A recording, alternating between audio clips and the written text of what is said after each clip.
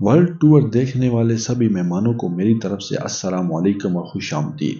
آج ہم آپ کو ایک ایسے ملک کی سیر کروائیں گے جس ملک کے بارے میں کہا جاتا ہے کہ اگر آپ نے یہاں کا پان کھا لیا تو سمجھ لیجئے کہ آج آپ کا دن بہت اچھا گزرے گا۔ اس ملک کے لوگ تھوڑے الگ ہوتے ہیں کیونکہ یہاں لوگ نارمل آئل کی بجائے فوڈ آئل سے مساج کرانا پسند کرتے ہیں۔ یہاں کی صفائی دیکھنے کے بعد کسی کا بھی دل اس ملک پر آ جائے گا۔ دوستو، آج بھی کئی لوگوں کو نہیں پتا کہ یہ ملک ایشیا میں ہے یا یورپ میں۔ بس کچھ لوگوں کو لگتا ہے کہ شاید یہ ملک ایشیا میں ہے اور کہیں لوگوں کا کہنا ہے کہ یہ ملک یورپ کا حصہ ہے۔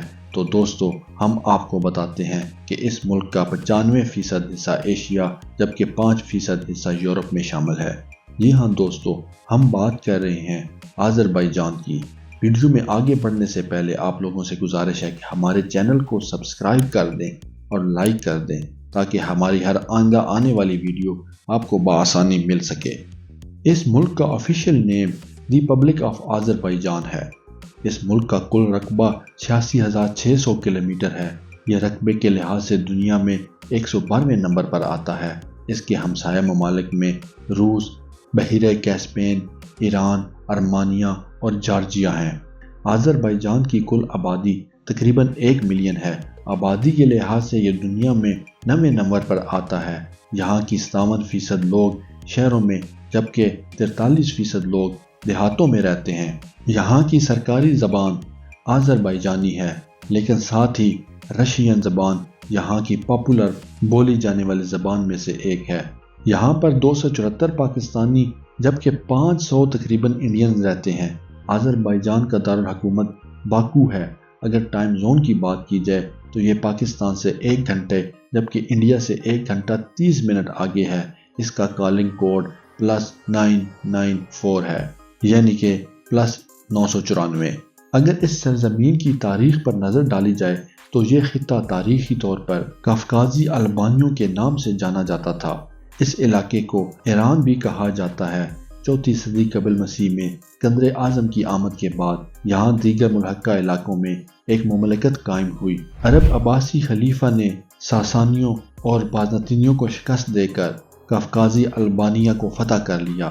عباسیوں کے زوال کے بعد یہ علاقہ ساسانیوں کے قبضے میں گیا۔ 11ویں صدی عیسوی کی ابتدا میں ترک قبیلوں نے یہاں قبضہ کر لیا۔ اس کے بعد امیر تیمور اور پھر امیر تیمور کے مرنے کے بعد یہ علاقہ 2 مختلف ریاستوں میں بٹ گیا۔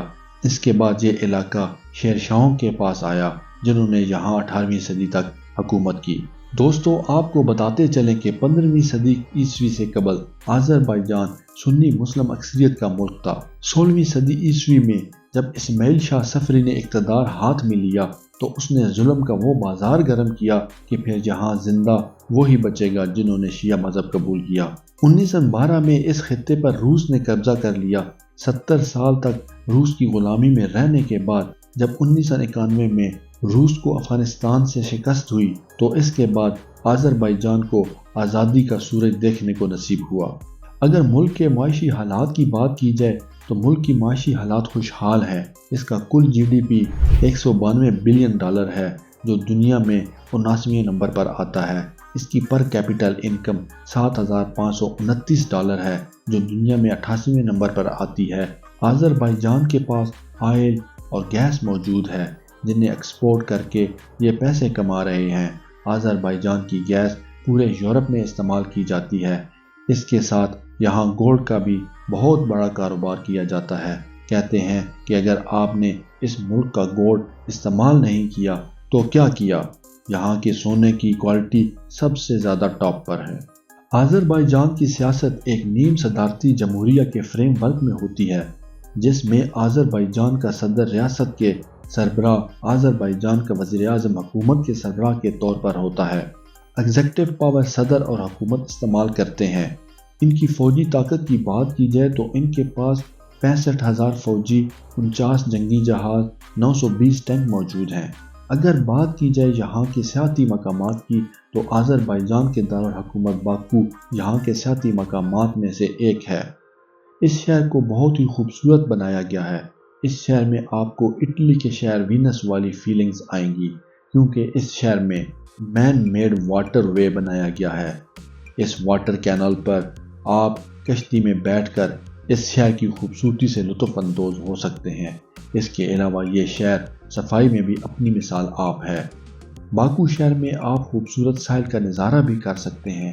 باکو شہر میں موجود ہائی لینڈ پارک بھی ہے، جہاں سے آپ پورے شہر کا خوبصورت نظارہ کر سکتے ہیں۔ یہ شہر اتنا صاف ہے کہ آپ کو یہاں ایک بھی پیپر کا ٹکڑا زمین پر گرا ہوا نہیں ملے گا۔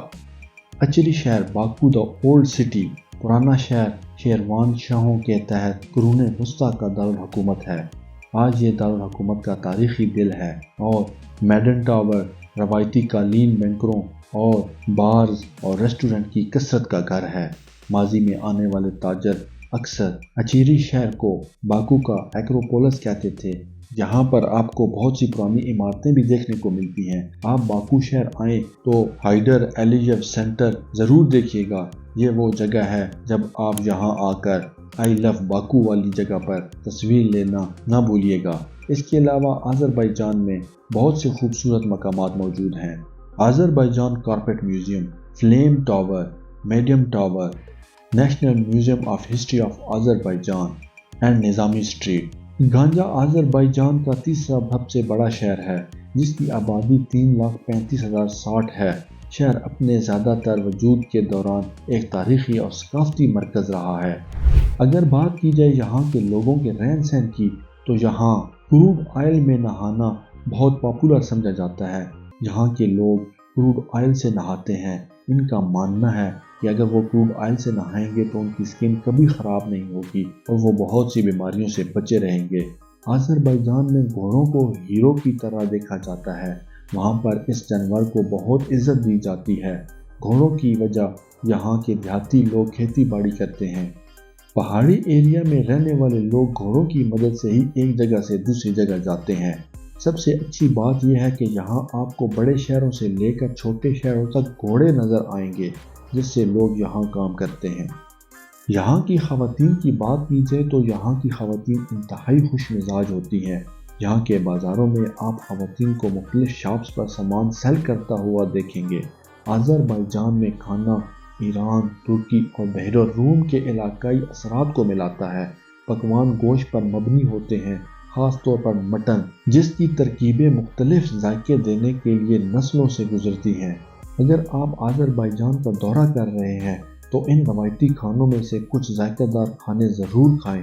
کھانے کی بات ہو رہی ہو تو آپ کو یہ بھی بتاتے چلیں کہ اس ملک کا تربوز کا گھر بھی کہا جاتا ہے، لیکن یہاں تربوزوں کو مکھن اور بریڈ کے ساتھ کھایا جاتا ہے۔ یہاں کی سب سے مقبول ترین چیز کیوا ہے، جو جیم اور آئس کریم کے ساتھ نوش کی جاتی ہے۔